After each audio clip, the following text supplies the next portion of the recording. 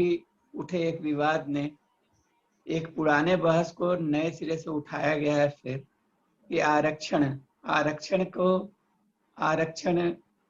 50% से बढ़ सकता है या नहीं, और ये अधिकार किसके पास है, सुप्रीम कोर्ट के पास है या राज्य सरकारों के पास।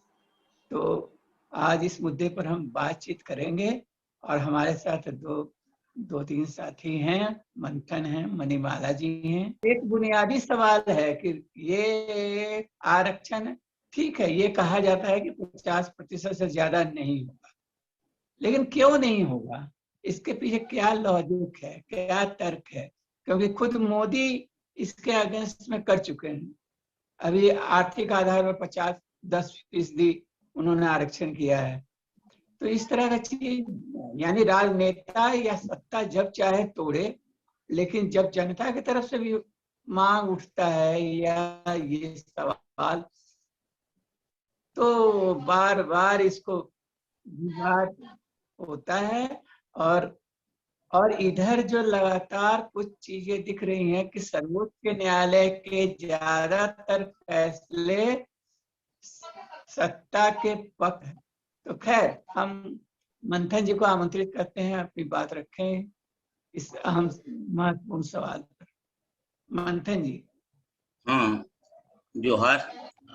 इधर जो पिछले दिनों मार्च में 15 मार्च से सुप्रीम कोर्ट का संवैधानिक पीठ, संविधान कॉन्स्टिट्यूशनल बेंच आरक्षण के संदर्भ में कुछ बहस चला रहा है, और उसके दौरान मुख्य उसका एक संदर्भ जहां से आया, जहां से शुरुआत हुई, उसमें कि मराठा लोगों को 12-13% आरक्षण महाराष्ट्र सरकार ने दिया है, और इससे जुड़े हुए आरक्षण के बहुत सारे मसले हैं, जिसमें 50% से ज्यादा आरक्षण हो या नहीं हो, या आरक्षण के बारे में जो सामाजिक शैक्षणिक पिछड़ेपन के आधार पर जो आरक्षण दिया जाता है, उसके बारे में कौन सी कम्युनिटी उस आरक्षण को पाने के लिए योग्य है, उसकी सूची बनाने का अधिकार प्रांतीय सरकार को है क्या, इस तरह की कई बातें थी। इसमें हर बार जो समीक्षा की तरह बात आने लगती है कि आरक्षण की समीक्षा की बात अक्सर चला करती है, और अक्सर आरक्षण की समीक्षा की जो लोग बात करते हैं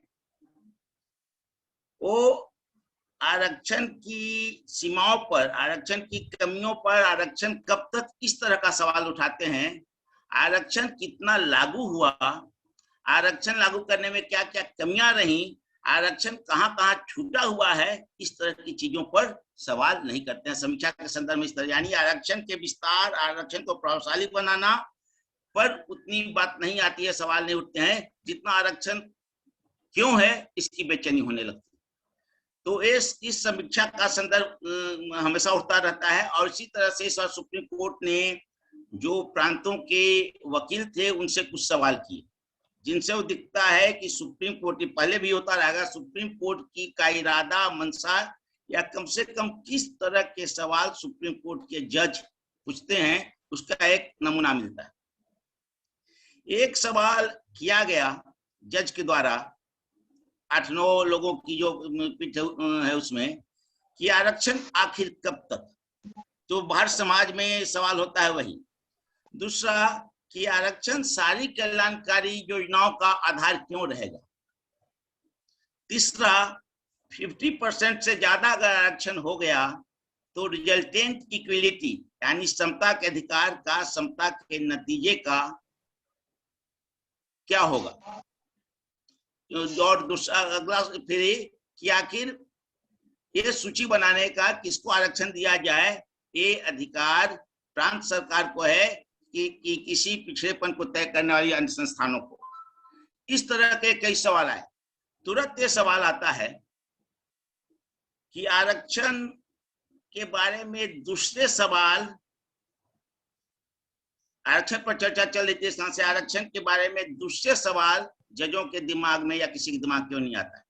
ये क्यों नहीं आता है कि आरक्षण के इतने साल लागू होने के बाद अगर 50% का लक्ष्य हम तय करते हैं कि 50% आरक्षण मिलना चाहिए, उससे ज्यादा नहीं मिलना चाहिए, तो क्या आरक्षित श्रेणी के लोग सारी सरकारी नौकरियों में लगभग 50% की उपस्थिति दर्ज करा चुके हैं, भागीदारी दर्ज करा चुके हैं क्या? कि कोई ऐसा क्षेत्र तो नहीं बचा हुआ है? कौन से क्षेत्र हैं जो आरक्षण से नहीं बचे हुए, आरक्षण से बचे हुए हैं? इस तरह के सवाल, आरक्षण कितना प्रभावशाली हुआ, इसको प्रभावशाली बनाने के लिए और कौन कौन क्या क्या किया जा सकता है, एक सवाल क्यों नहीं उठते हैं? जबकि इस तरह के सवाल समाज से, खास कर आरक्षित समाज के लोगों से आरक्षण पाने वाले लोग करते रहे। मसलन अगर ये देखें, तुरंत ये सवाल आता है कि जहां से सवाल उठ रहा है वहां की अपनी संरचना क्या है? सुप्रीम कोर्ट के जहां 9 जज हैं, 8 जज हैं, सुप्रीम कोर्ट जजों का है और जज हैं, आखिर आरक्षण क्या स्वयं सिद्ध मान लिया गया? आखिर आरक्षण न्यायपालिका में क्यों नहीं होगी? आखिर कौन सी सारी चीजों में सेना और न्यायपालिका को छोड़ के सब जगह आरक्षण हो सकता है? ये कहां से है? इसके पीछे का तर्क क्या है? संविधान ने ऐसी कोई सीमा तय नहीं की। संविधान ने 50% की सीमा भी तय नहीं की। तब आखिर 50% की सीमा जो तय की गई, जिसके अधिकांश लोग सामान्य श्रेणी के लोग थे जज, वो कितना युक्ति संगत था? एक सवाल इस संदर्भ आता है। कई सवाल 13 पॉइंट रोस्टर जिसके माध्यम से चलता था और उसकी वजह से आरक्षण में सारे यूनिवर्सिटी में सारी जगहों पर आरक्षण की सीमा, आरक्षण का जो परिणाम था, आरक्षण जितना होना था कभी पूरा नहीं होता था। आखिर ऐसी क्यों नहीं व्यवस्था हुई 13 पॉइंट रोस्टर में कि सबसे पहले आरक्षित श्रेणी के लोग आएंगे ताकि वो किसी भी हालत नहीं छूटे? एक क्यों नहीं व्यवस्था हुई? 200 पॉइंट वाले संदर्भ का जिक्र आता है कि उसके जगह पर लागू होगा, तब भी उसमें प्राथमिकता तय नहीं की गई कि सबसे पहले SC, ST, OBC वगैरह को किया जाएगा।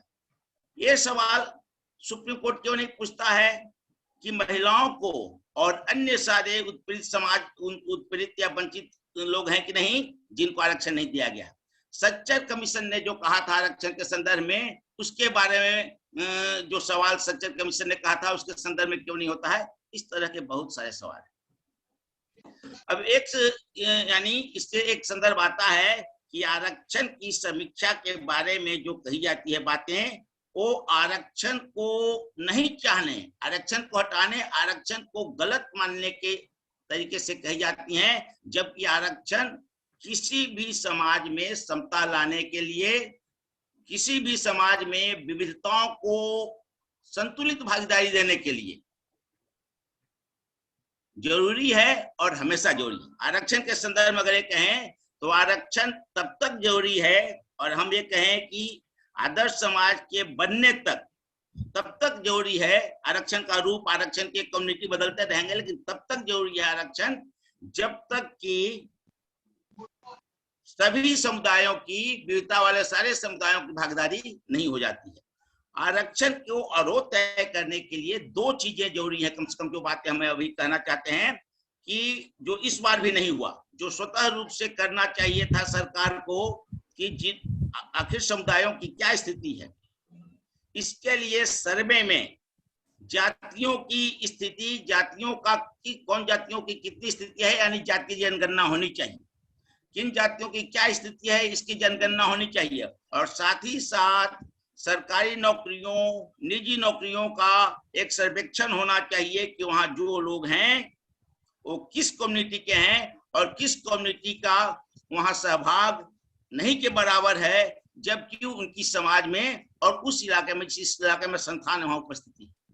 ये 2 चीजें तो करनी चाहिए थी, वो अभी तक नहीं। इसमें एक लगता है कि बाकी लोग जो जाति नहीं मानते उनको लगने लगता है, उसमें कुछ लोगों को लगने लगता है कि जाति जनगणना होने से क्या जरूरत है। लेकिन हम मानते हैं कि समाज का सच जानने के लिए, समाज में समुदायों की क्या स्थिति है ये जानने के लिए, और उन समुदायों को शासन में, अवसरों में भागीदारी के लिए क्या क्या करने चाहिए, एक अच्छा समाज बनाने के लिए सचमुच केवल समाज के स्तर पर नहीं, शासन के स्तर पर, संस्थाओं के स्तर पर विविधता वाला वो संस्थान बनाने के लिए क्या करना चाहिए इसके लिए जरूरी है। और उसमें जो लोग जाति नहीं मानते हैं, जो लोग धर्म नहीं मानते हैं, उन सारे लोगों को भी अपनी पहचान, यानी अगर सामाजिक बैकग्राउंड का क्या रहा, किस जाति के रहे, ये अगर जरूरी है तो उसके साथ साथ उनकी क्या मान्यता है, वे जाति नहीं मानते हैं, ये धर्म नहीं मानते हैं, इस पहचान के साथ, यानी उनकी स्वतंत्र पहचान के साथ आदिवासियों को देने का, नास्तिकों को देने का, जाति विहीनों को, जाति मुक्तों को देने के पहचान के साथ सर्वेक्षण होना चाहिए। और इन सारे तबकों की स्थिति क्या है देनी चाहिए। एक बात कम से कम मिनिमम इतनी बात के साथ अब आगे चर्चा आप शुरू करें। इतनी बात तो कम से कम हम लोग को सोचने की जरूरत है। मंथन जी ने आरक्षण की आवश्यकता और आरक्षण पर जो ये अभी नया प्रोसेसिंग चाहे जो नया विवाद शुरू हुआ उस पर स्पष्टता से उन्होंने अपनी बात रखी है। अब मणिमाला जी को हम आमंत्रित करेंगे बोलने के लिए, लेकिन दो तीन बातें ध्यान में आती हैं। जो एक तो आरक्षण को लेके अभी भी ये धारणा है कि आरक्षण जो है वो सवर्णों की सदाशयता से लोगों को मिला हुआ है। इसको तोड़ना और पूरे जोर से तोड़ना बहुत जरूरी है। तो मणिमाला जी को हम आमंत्रित करते हैं कि ताजा विवाद को ध्यान में रखते हुए इस पर अपनी बात रखें। आरक्षण सदियों से चला आ रहा है, जरूरत है आरक्षण को तोड़ने की। और उस आरक्षण जो सदियों से चली आ रही एक आरक्षण की व्यवस्था है जो मनु ने बनाई, उसी व्यवस्था को तोड़ने के लिए ये आरक्षण की व्यवस्था लाई गई, जो निश्चित तौर पर सवर्णों की मतलब हमेशा ऐसा होता है कि कुछ लोग आगे बढ़ करके सोचते हैं और वो जात पात के खिलाफ भी होते हैं, वो दलितों के पक्ष में भी होते हैं, तो उनकी सदस्यता रही होगी, लेकिन इसे दलितों ने लड़के हासिल किया है। मुख्य रूप से दलितों ने इसकी लड़ाई लड़ी है और तब जाकर के उनको ये हासिल हुआ है। सुप्रीम कोर्ट हो या सुप्रीम कोर्ट और सरकार के बीच में कोई बहुत ज्यादा फर्क है नहीं। सरकार जो कहती है वही सुप्रीम कोर्ट कहता है, लेकिन जो लोग कोर्ट में नहीं बैठे हैं, वैसे भी जैसे जस्टिस काटजू का अभी मैंने कुछ दिनों पहले उन्होंने एक वक्तव्य दिया था कि आरक्षण की व्यवस्था खत्म की जानी चाहिए। आरक्षण की व्यवस्था का मूल्यांकन भी नहीं, खत्म कर देनी चाहिए, क्योंकि ये जाति व्यवस्था को बढ़ाता है और योग्यता को रोकता है। ये बहुत पुराने तर्क हैं, लेकिन अभी 2014 में एक रिसर्च हुआ। मैं अभी उस रिसर्च करने वाली संस्था का नाम, जैसा मैंने बताया कि मैं अभी बहुत डिस्टर्ब हूँ कई कारणों से, तो अभी नहीं बता पा रही हूँ। अब उन्होंने बताया है, रिसर्च में आया है कि 30% लोग हमारे समाज में छुआछूत को आज अभी मानते हैं। छुआछूत को, जाति पाति की बात नहीं कर रही। और 80% लोग जाति पाति की बात मानते हैं।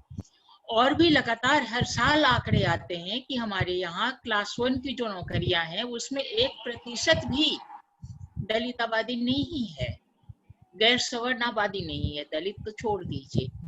तो ये हमारी हालत है। मैं गांधी स्मृति और दर्शन समिति की डायरेक्टर रही 5 साल। वहां मैंने देखा कि क्लास 1, क्लास 2, क्लास 3, क्लास 4 सब भूल जाइए, कई तरह की सैलरी होती है। कुछ लोगों को सैलरी मिलती है नियम के हिसाब से, कुछ लोग कॉन्ट्रैक्ट पे रखे जाते हैं जिनको एक मुश्त कुछ पैसे दे दिए जाते हैं, कुछ लोग डेली वेजेस पे रखे जाते हैं। वहां हमने देखा कि जितने लोग सैलरी जिनको मिलती है, चाहे वो क्लास 4 भी क्यों ना हो, जिनको सैलरी मिलती है अकॉर्डिंग टू गवर्नमेंट रूल, केंद्र सरकार के रूल के हिसाब से, सिर्फ 2 लोग जो गैर सवर्ण थे, दलित थे, उनको अपॉइंटमेंट मिली हुई थी। बाकी सिर्फ सफाई सेवक वहां कहते हैं, उनमें सारे 100% दलित ही नहीं, दलितों में भी एक जाति जिसको मेहतर कहा जाता है, उस वाल्मीकि जाति, उसके लोग थे।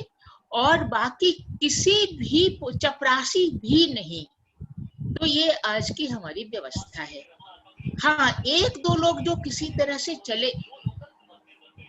चले जाते। अभी जेएनयू में क्या हुआ, जब प्रोफेसर्स की अपॉइंटमेंट होने लग गई तो रिजर्वेशन है, अभी रिजर्वेशन हटा नहीं है, लेकिन जितने भी ओबीसी, दलित, आदिवासी लोगों की फाइलें अप्लाई किए हुए थे, उनकी फाइलें गई, उस पे लिखा हुआ था not suitable, not suitable, not suitable. ऐसा कैसे संभव है कि कल तक, यानी आज से 5 साल पहले तक सुटेबल थे? एक से एक कैंडिडेट निकले हैं, एक से एक प्रोफेसर निकले हैं वहां से, जिनका नाम आज सारी दुनिया में है।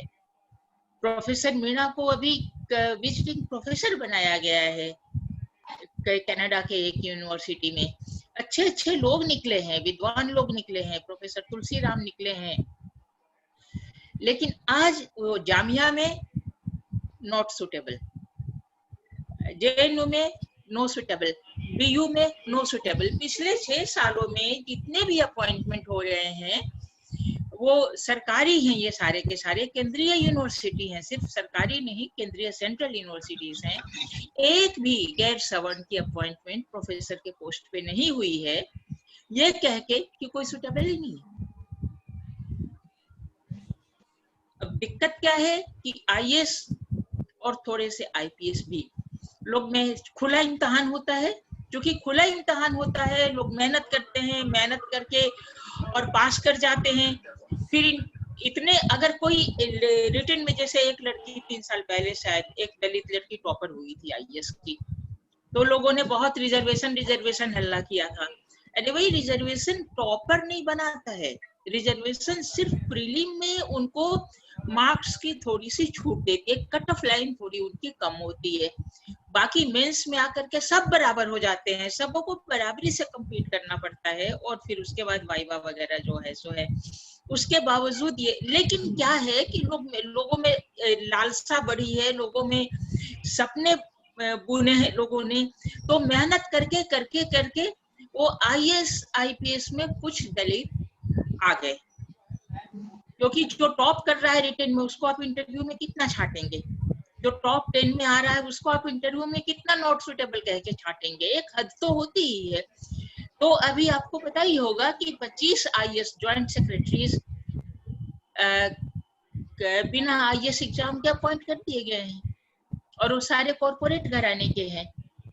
तो ये हमारी हमारी व्यवस्था की पूरी कोशिश यही है कि जो एक बहुत धीमे धीमे ही सही, लेकिन आरक्षण के जरिए सीटों, पार्लियामेंट और विधानसभा में सीटों के आरक्षण के जरिए, यूनिवर्सिटीज में, कॉलेजेस में या अन्य शिक्षण संस्थानों में रिजर्वेशन के जरिए जो थोड़ी सी अपवर्ड मूवमेंट थी, उसको कैसे खत्म कर दी जाए। कहते हैं संविधान ने 10 साल की बात कही थी, 10 साल कही थी, लेकिन 10 साल के बाद आगे ओपन था कि अभी 10 साल तक लागू करते हैं और देखते हैं कि इसका नतीजा क्या होता है। तो समीक्षा और मूल्यांकन इस बात की होनी चाहिए थी कि जो जिस तरह की आरक्षण की व्यवस्था हमारे यहाँ लागू रही, उससे जो जातियां हैं, दबी हुई जातियां, उस जमाने की शूद्र, जिसे अब कई खेमे में बांट किया गया है, जब 4 वर्णों की व्यवस्था मनु ने बनाई थी तो उसमें ओबीसी नहीं था, आज ओबीसी भी आ गया है, आज दलित भी है। तो ये सारी शूद्र जातियां ही हैं जो अलग अलग खेमे में आज जिनको बांट दिया गया है और जिनको बार बार लड़ाया जाता है, वो कितना उनको फायदा हुआ है। समीक्षा की जरूरत थी, लेकिन समीक्षा इस बात की नहीं कि आरक्षण हटाया जाए या नहीं, समीक्षा इस बात की होनी चाहिए थी कि आरक्षण कितना कारगर हुआ जाति व्यवस्था को तोड़ने में और दबे हुए लोगों को वहां से ऊपर उठाने में, इस बात के मूल्यांकन जरूरी था। जो अभी मंथन जी ने कहा कि जाति आधारित जनगणना हुई थी, जो पिछली जनगणना हुई थी 2001 में,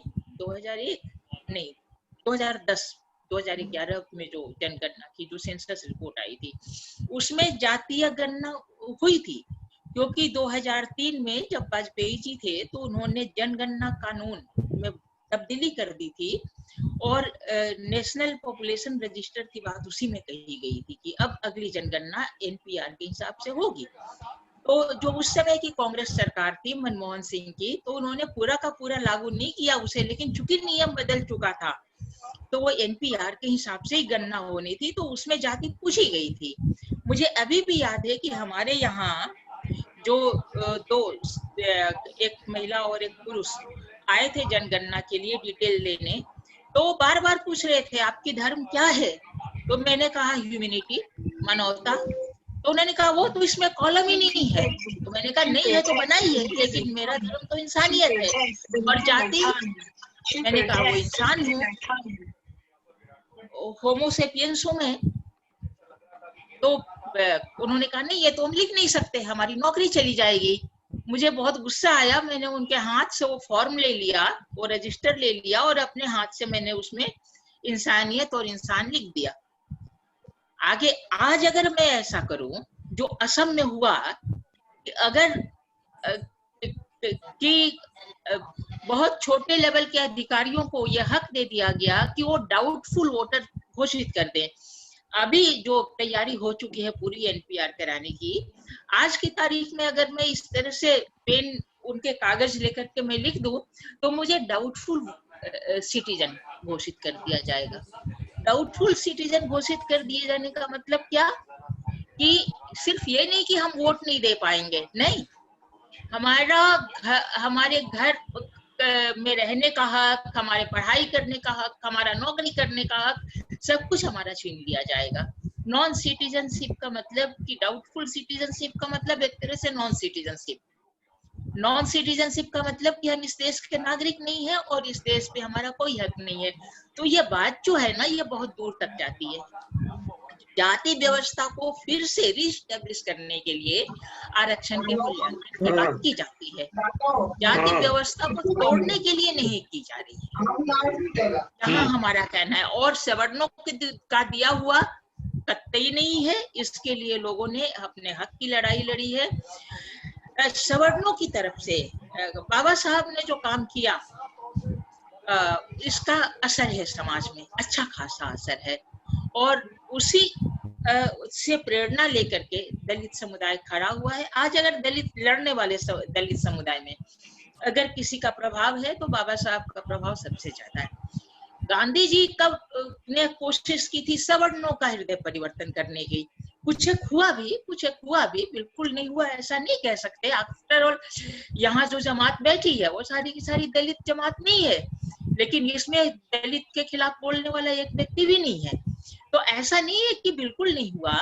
विनोबा ने इस सवाल को, जो जातियों का सवाल काम के सवाल से जुड़ा है, उसको तोड़ने की भरपूर कोशिश की। वो सुबह उठते थे, सबसे पहला काम यह होता था कि 2 घंटा वो टोकरा लेकर के और खुरपी लेकर के सड़क से लोगों का जो बैठते थे टॉयलेट के लिए, वो इकट्ठा करते थे, फेंक के आते थे जहाँ खाद बनती थी। उसके बाद आकर के वो नहाते धोते थे और उनकी दिनचर्या शुरू होती थी।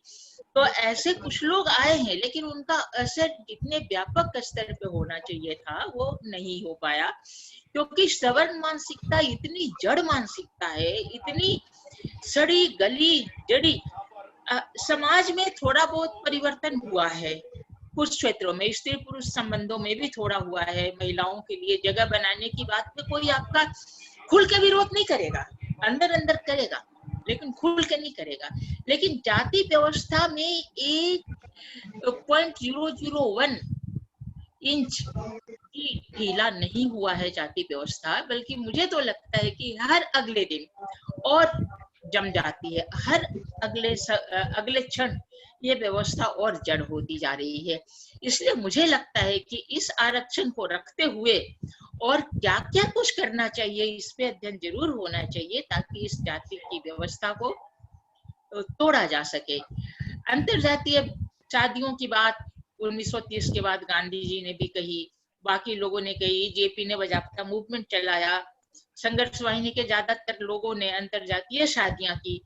लेकिन ये होता क्या है, आज बहुत हल्ला हो रहा है लव जिहाद का, कि धर्म परिवर्तन कर दिया गया, जाति परिवर्तन हो गई, लड़कियों की मुसलमानों ने हिंदुओं से शादी की और लड़कियों का धर्म परिवर्तन कर, अरे भाई यहाँ तो शादी होते ही लड़की का सब कुछ परिवर्तित हो जाता है, उसका घर, उसका जाति, उसका धर्म, उसके माँ बाप, उसके बस सब कुछ बदल जाता है। तो ये इस जिहाद को क्यों नहीं हम जिहाद कहते हैं?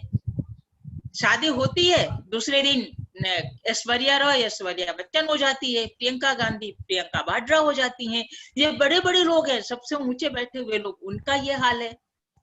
तो लड़की शादी के बाद लड़के का धर्म क्या है? अभी आपने देखा होगा वो हैदराबाद का जो लड़का था, क्या नाम है, रोहित वेमुला, उसको लेकर के कितना खींचातानी हुई अदालत में भी, समाज में भी, कि उसका बाप तो बैकवर्ड है, उसकी माँ दलित है, उसको क्यों दलित माना जाए, उसको क्यों, अरे माँ दलित है तो दलित है वो।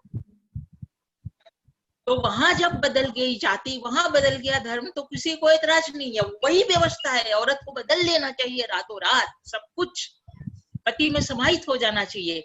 लेकिन अगर वो शादी हिंदू मुसलमान के बीच में हो, और अगर औरत हिंदू और आदमी मुसलमान हो, तब तो भाई ये तो जिहाद है। मुझे एक दो प्रश्न पूछने थे, 2-3 सवाल है मेरे मन में, मैं एक साथ रख देता हूँ।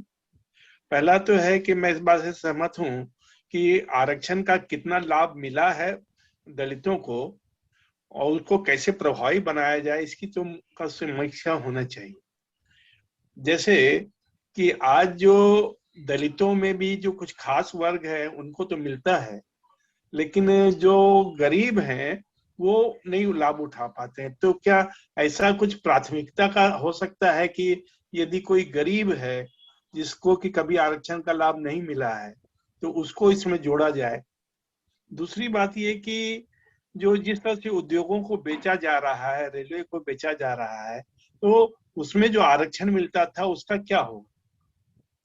तीसरी बात ये है कि महिलाओं के आरक्षण के सवाल पर जो पिछड़ी जातियों ने विरोध किया, बिल फाड़ दिया महिलाओं के आरक्षण का, कि भाई पहले बैकवर्ड को मिले तब महिला को मिले, तो दलितों को मिला हुआ है तो क्या उसमें महिलाओं को आरक्षण है क्या?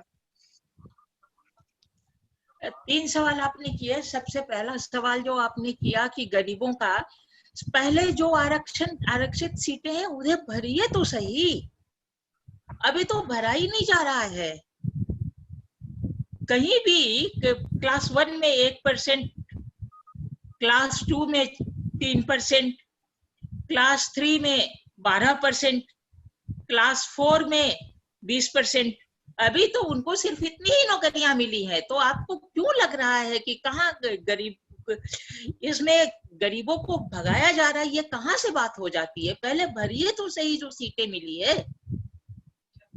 गरीबों की रुकावट तो इसमें है नहीं, अगर रुकावट है तो उनकी गरीबी रुकावट है, तो उनकी गरीबी दूर कीजिए ना। इससे जो आरक्षण मिल रहा है उसमें कटौती की जरूरत तो नहीं है। रही उद्योगों को बेचे जा रहे हैं, ये बात सही है कि सरकार के पास नौकरियां नहीं रहेगी, उद्योग नहीं रहेंगे, तो आरक्षण का सवाल ही नहीं उठता है, कुचलेबाजी है। तीसरा जो आपने कहा कि बैकवर्ड ने विरोध किया था, बिल्कुल गलत विरोध किया था। हालांकि मैं दलितों के अंदर औरतों का अलग से रिजर्वेशन नहीं है, औरतें आ रही हैं आगे पर रिजर्वेशन नहीं है। लेकिन मेरा मानना है कि बिहार में जिस तरह से एक जमाने में नीतीश ने लागू किया था पंचायत चुनावों में कि 50% आरक्षण, लेकिन 50% के अंदर 33%, 50% या दोनों 50%, मतलब जो आरक्षित है जो अनारक्षित है, दोनों में 33% आरक्षण महिलाओं का। तो ये व्यवस्था अच्छी है, व्यवस्था मानी जा सकती है, ये पूरे देश में हर क्षेत्र में लागू किया जाना चाहिए।